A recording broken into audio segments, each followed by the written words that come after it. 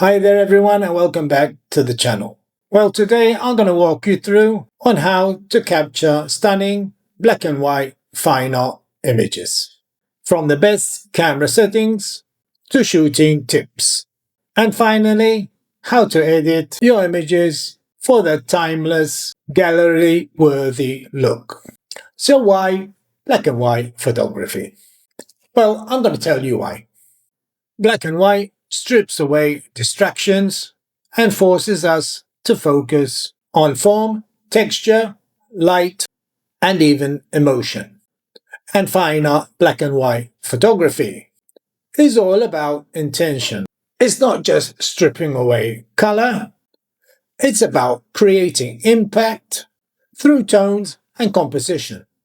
Now everyone, I'm going to tell you the best camera settings that I use personally for black and white fine art photography. First of all, when you're shooting for black and white, you must shoot in RAW. This gives you full control of tonal adjustments later in post. And here are the settings that I recommend. Number 1. ISO. Keep it as low as possible, around the 100 to 200 range to avoid noise. Next is number 2, aperture. Use a mid-range aperture like f8 to f11 for landscapes or even architecture to keep everything sharp. But for portraits, go wider, like f2.8 to get that separation and depth. And now number 3, shutter speed. Always adjust based on light.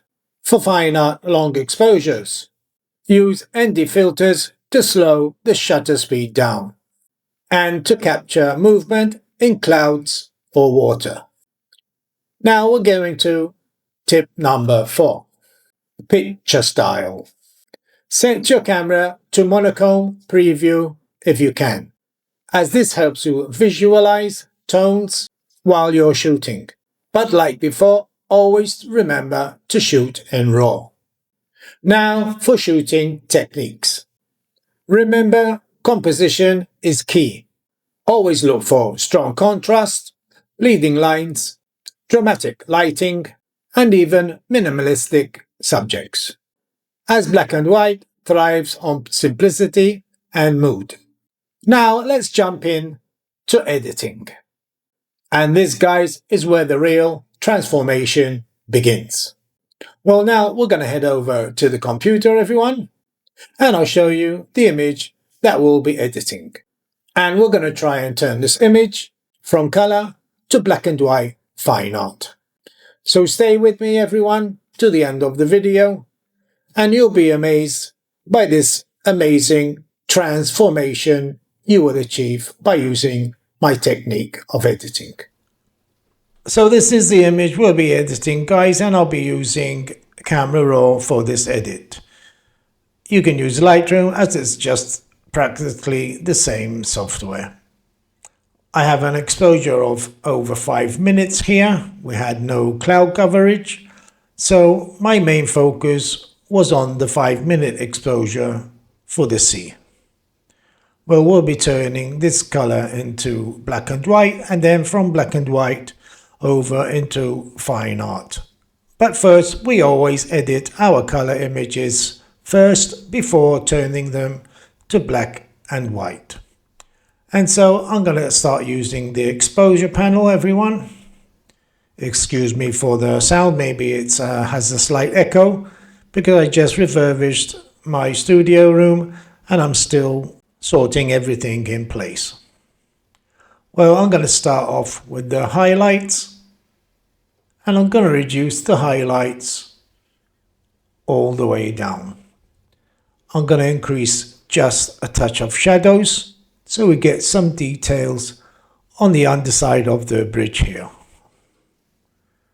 I'm going to raise the shadows just a touch like that. We have a great histogram here, it's evenly spread.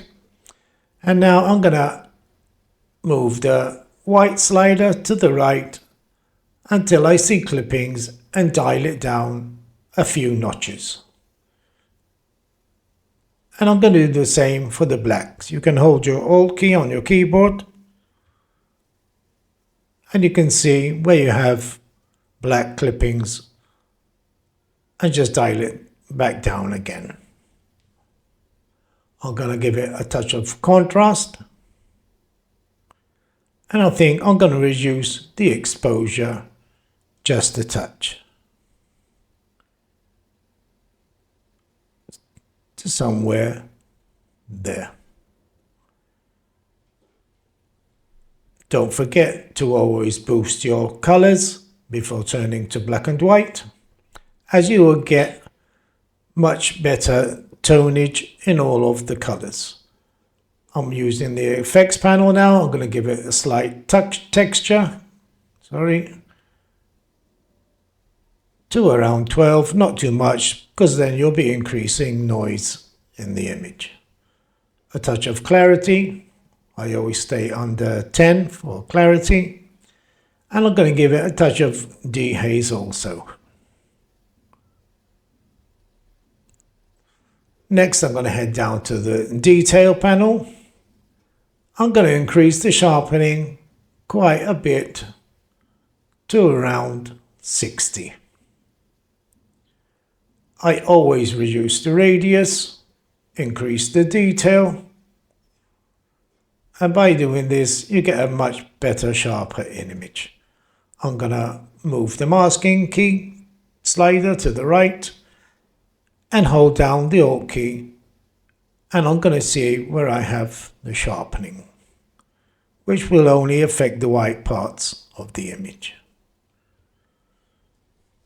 Should be okay there. Don't worry about the clippings here, because we'll be turning it to black and white, and sometimes we need those pure blacks. Next, I'm going to head down to the calibration, and here we're going to increase the color quite a bit now. Don't worry if it's over exaggerated, because that's what we want to get full control of all the tones in black and white. Well, here guys, I'm going to take it over to Photoshop. I never use the black and white button here because you're just going to get a flat image, and I'm going to show you. And that's your black and white photo by pressing this black and white button. I found the best method is to take it over to Photoshop. It's just a couple of minutes. And you're going to see, you're going to get a much better black and white image.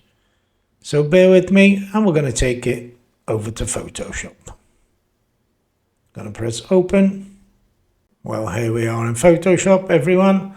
So I'm going to show you my method of turning it into a much better black and white image. Just head down to the right corner and click on the adjustments layer, this half black and white circle here. And just click on black and white.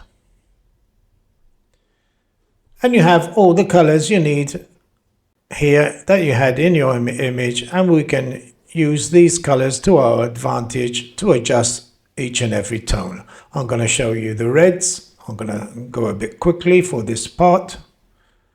And you can see it's affecting the red parts of the image. Double click if you want to go back to where it was.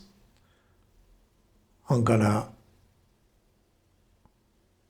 increase the red just a touch. Don't go too far. Just always remember subtle movements. And check out the yellow also.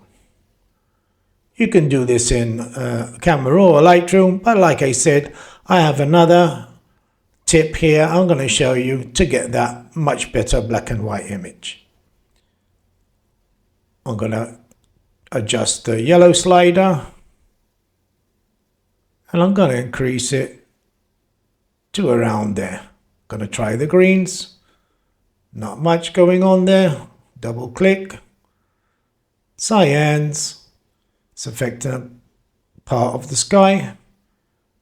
I'm going to double click and just dial it down a couple of notches there.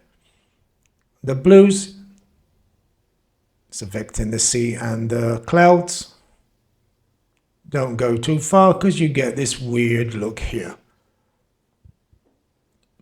I'm going to double click and I'm just going to take it down just a touch.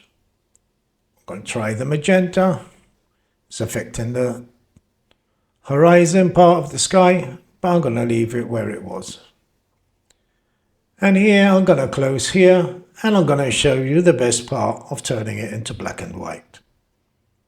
And I'm sure you're going to say that I'm right. Go back down to the adjustments layer and click on the gradient map. There's our black and white image. We're not ready, so don't say it's worse than it was. But just click on this drop down window where you have smooth and click on classic. And there we have a much better black and white image. I'm going to show you the before and after. I'm going to click off the eyeball here. And there we have much better contrast with the gradient map. Don't forget, we're going to take it back to Lightroom or Camera Raw, and we're going to do some masking, and we're going to make it a much better black and white image and turn it into black and white fine art. So I'm going to flatten these layers, guys. Like I said, it's a quick process here. And just take it back to Camera Raw or Lightroom. Lightroom, just close the window here and you go automatically back to Lightroom. So I'm back in Camera Raw, everyone. And now we're going to do the best part of the editing, and that is the masking.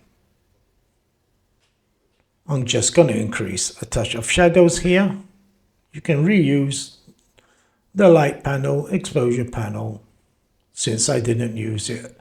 Turn it over to Photoshop as a smart object. And I'm just going to increase the shadows a bit more. And now the fun part is the masking. Guys, you have to do masking in your black and white image. Some people say it's overdone, over-edited, but check out Ansel Adams and these other photographers of the past, and you'll see how much editing and masking they used for their images. Well, I'm going to start off with the sky, like I always do, and I use the linear gradient. And here I'm going to place it over the right corner and pull it down to around there. I use the right corner because we had the darker part here. I'm going to try and even the sky out and get it the same exposure. And that should be great.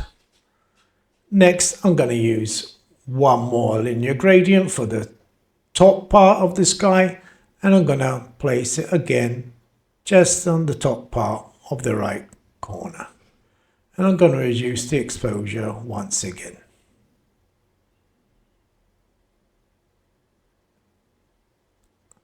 We have a darker part here, and we can remove that with the remove tool if we want, but I'm going to leave it how it is so we don't take too long on this edit.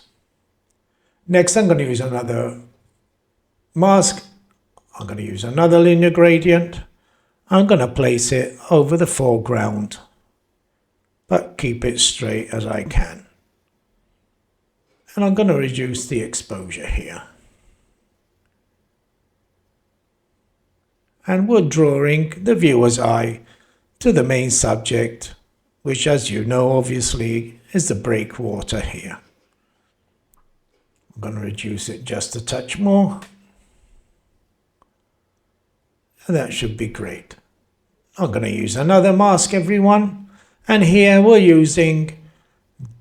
doing some dodging and burning just like Ansel Adam done, but he done his in the darkroom in a very much different way. So we're fortunate to have Lightroom and any other editing software. And here I'm going to use a brush here, and I'm going to place it over these stairs here. Well, not stairs, it's like a ramp here. And I'm just going to brush it down like that. I'm going to subtract the brush, so I just remove it from the side where I overspilled.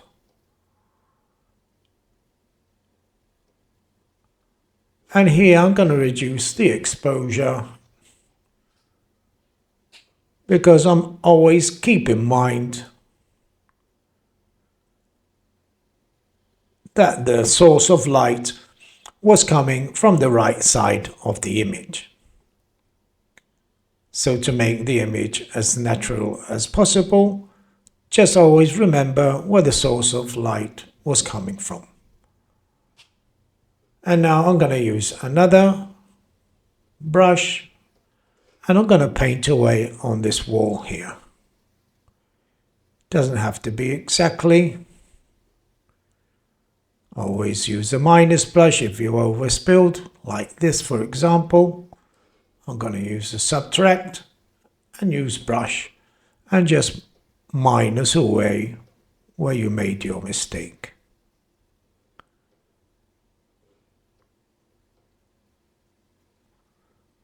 And that should be great. And I'm going to increase the exposure here because we had the source of light from the right side. And just a touch like that.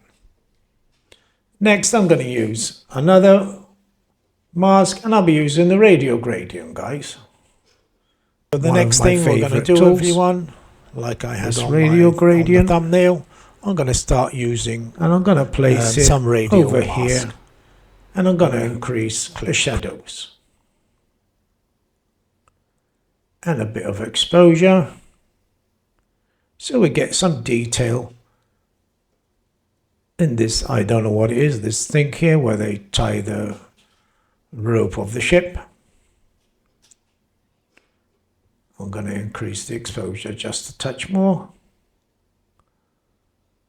A bit of shadows again. I think I'm going to move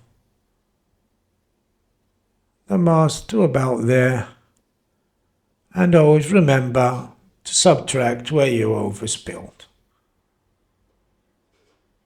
And I'm going to minus away like that. And that should be great. I'm going to use another mask, and again a radial gradient, and I'm going to place it over here, turn it around a bit. Don't worry about overspilling. And I'm going to increase the exposure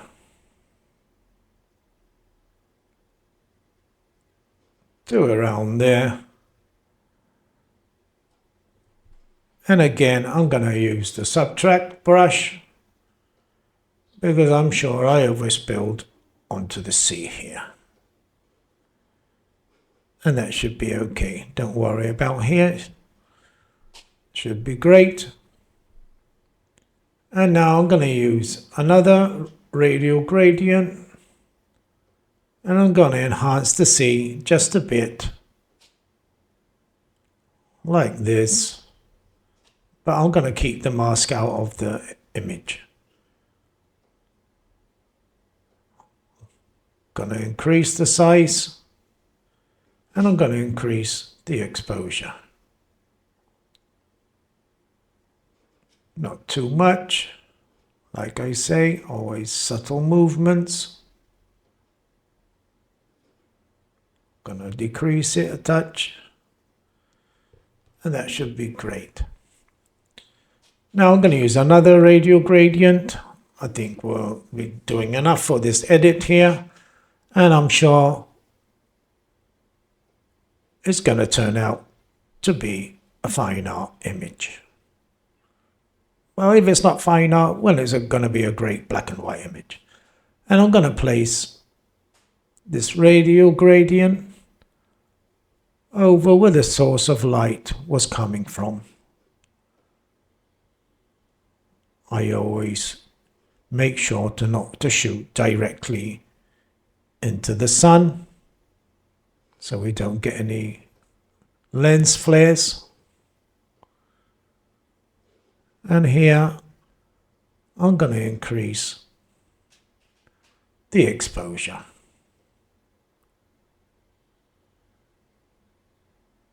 To around there. Should be great. We're not ready. I'm going to use another radial gradient and I'm going to place it exactly somewhere where I had the previous radial gradient. I'm going to open it up just like I've done before. But here, guys, I'm going to invert it. And here I'm going to open up a bit more, which already I inverted it, and we'll be creating a vignette. And I'll be reducing the exposure. And that should be about it. I always reduce the image size. I think that's quite enough for the edit. And now I'm going to show you the before and after with all these masks that we used, which is about 10 masks.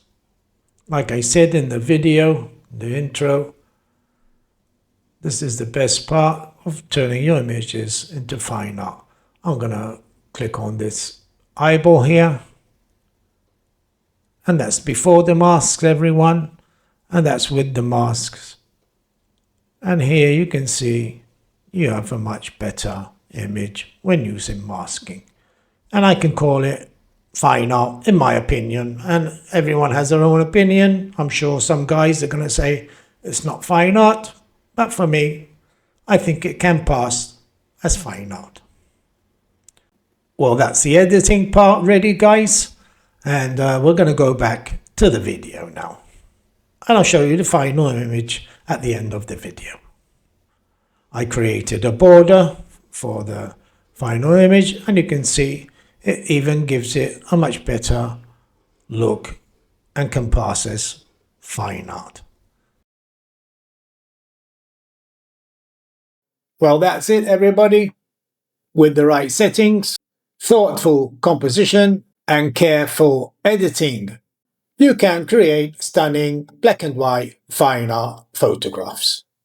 If you found this helpful and you want to learn more about black and white photography, hit that subscribe button, give me a thumbs up, a like, and please share the video. Also leave any comments below and I'll be sure to answer each and every one. Well, thanks everyone, and I'll see you all in the next one.